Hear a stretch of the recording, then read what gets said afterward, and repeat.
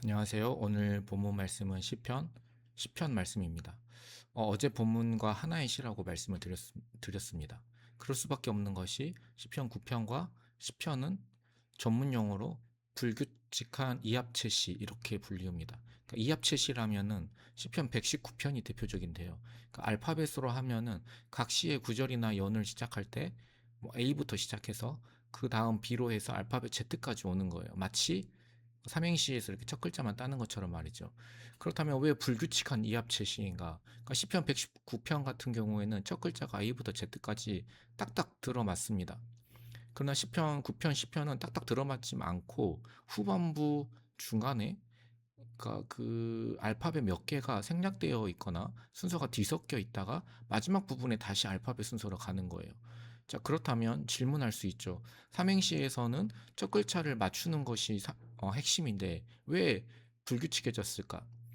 그러니까 이거를 문학적인 관점에서 보면은 악인들이 판을 치고 가난한 자들이 고통받는 현실, 그리고 하나님은 침묵하시는 것 같고 이런 혼란스러움과 무질서함을 표현하기 위해 의도적으로 완벽한 형식을 깨뜨리고 불규칙한 형식을 취했다. 이렇게 볼 수 있습니다. 그러니까 굉장히 문학적인 거죠. 내용은 어제와 비슷합니다. 다만 어제 시편이 재판관이신 여호와께 초점을 맞추었다면 이 시는 악인의 교만과 그 행태에 대해서 더 집중합니다. 그럼에도 하나님이 정의로운 판결을 통하여서 궁극적인 승리를 주실 것이라는 사실을 확신하지요. 그러니까 이 부분은 다시 무질서와 혼돈이 그치고 이합체의 형식을 딱 갖추는 거죠. 본문으로 들어가 보면 시인은 교만한 자들의 악행을 폭로합니다. 4절 말씀입니다. 악인은 그의 교만한 얼굴로 말하기를 여호와께서 이를 감찰하지 아니하신다 하며 그의 모든 사상에 하나님이 없다 하나이다. 그러니까 이 악인은 사실 현대적인 의미에서 무신론자는 아닌 것 같아요. 왜냐하면 뒤에 11절을 보면 그가 마음에 이르기를 하나님이 잊으셨고 그의 얼굴을 가리셨으니 영원히 보지 아니하시리라. 그러니까 이런 말씀처럼 신이 존재하지 않는다 이렇게 생각하는 것이 아니고 신이 있기는 하지만 신경 쓰지 않는 거예요. 그러니까 실제적인 실존론적인 무신론자이죠. 그러니까 신이 있다고 믿어. 근데 신이 있든 말든 나랑 무슨 상관이야?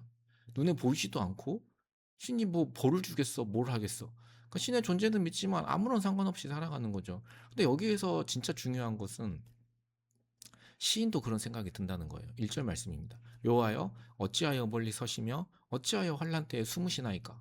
그러니까 시인도 내적인 갈등이 있는 거죠. 하나님은 계시지 않는 것 같다. 기도를 해도 응답하지 않으시고 환난 때에 숨으시는 것 같고 내게서 멀리 계시고 악인들의 횡포를 보고도 가난한 자들의 그 슬픔을 아픔을 보시고도 가만히 계시는 마치 하나님이 안 계시는 것 같은 거예요.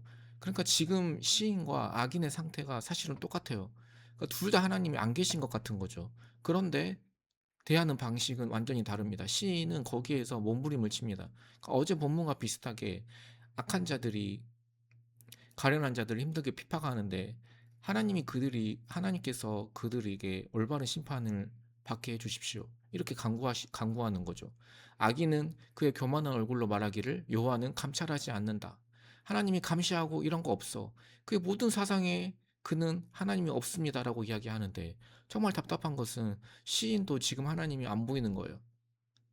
어찌하여 악인이 하나님을 멸시하여 그의 마음에 이르기를 주는 감찰하지 아니하리라 하나이까. 하나님이 그렇게 계속 가만히 계시면은 그들이 더 기고만장해서 일말의 죄책감도 없이 악을 행하지 않습니까? 가련한 자들만, 힘없는 자들만 더 핍박받지 않습니까? 주는 재앙과 원한을 감찰하시고 주의 손으로 갚으려 하시오니 외로운 자가 다 주를 의지하나이다. 여기 시편에 이렇게 외롭다라는 말이 외로운 자가 이렇게 고백되어 있다는 것이 굉장히 놀랍기도 합니다. 그 악인의 팔을 꺾으소서, 악한 자의 악을 더 이상 찾아낼 수 없을 때까지 찾으소서. 그 때로는 하나님께서 우리 기도를 안 들으시는 것처럼 느껴져요. 그래도 하나님께서는 귀를 기울여 들어주십니다. 그러면서 이렇게 고백하는 거예요. 마지막 절 17절 18절 말씀입니다. 여호와여 주는 겸손한 자의 소원을 들으셨사오니 그들의 마음을 준비하시며 귀를 기울여 들으시고 거하와 압제당하는 자를 위하여 심판하사 세상에 속한 자가 다시는 위협하지 못하게 하시리이다. 이렇게 하나님께 신뢰의 기도로 마무리를 드립니다. 그러니까 의인과 교만한 자, 악인의 차이가 무엇입니까? 둘 다 동일하게 하나님이 없는 것처럼 느껴집니다. 그럴 때 악인은 어떻게 행동합니까?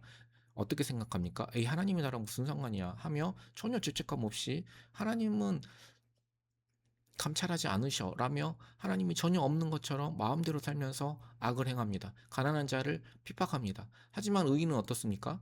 하나님이 없는 것처럼 느껴질 때 하나님을 오히려 더욱 찾습니다. 하나님께 더 매달리고요. 하나님께 더 기도합니다. 우리 예수 그리스도를 묵상했으면 좋겠습니다. 예수님도 그랬습니다. 예수님이 이 땅에 오셔서 사람으로 사셨습니다. 예수님이 이 땅에 사실 때 하나님의 존재가 의심될 만큼 악인들과 교만한 자들의 핍박을 많이 받았습니다. 결국 그들에 의해서 십자가에서 죽임을 당하시죠. 십자가에서 시인처럼 외치십니다. 나의 하나님, 나의 하나님, 어찌하여 나를 버리셨나이까.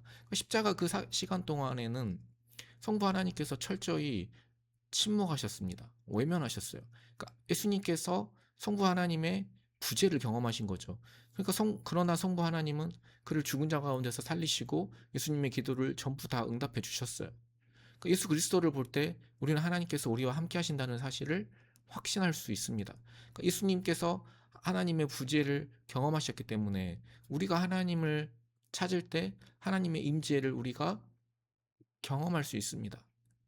우리가 하나님을 믿지만 그럼에도 불구하고 하나님이 안 계신 것처럼 살아갈 때가 너무나도 많습니다. 그러한 우리를 긍휼히 여겨주시고 우리가 하나님이 마치 안 계신 것처럼 이렇게 살아가지 않게 해달라고, 또 하나님이 없는 것처럼 느껴질 때에도 하나님이 나를 끝까지 돌보고 계신다는 것을 확신하며 믿으며 살게 해달라고 우리 함께 기도하도록 하겠습니다.